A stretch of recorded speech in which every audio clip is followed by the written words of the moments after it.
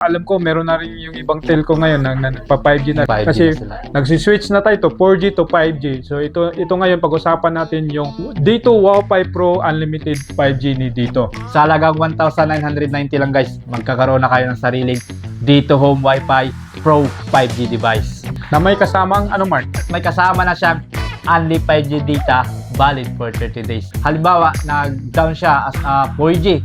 So meron pa rin siyang backup na 50 GB sa 4G data nyo.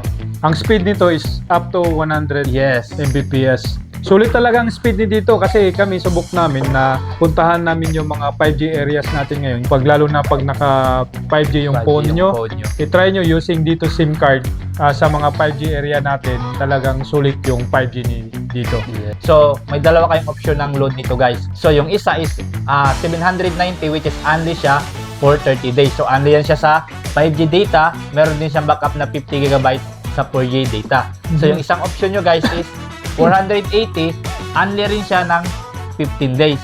So, ganun din guys sa may backup din siyang 50 GB sa 4G data nyo. Valid for 15 days. So kaya mga kadito, yung Dito Home Wi-Fi Pro natin, yung unlimited 5G, super bilis talaga sa 5G area natin. Super solid, kayang-kaya dito. Kaya ang internet mo, Panalo talaga.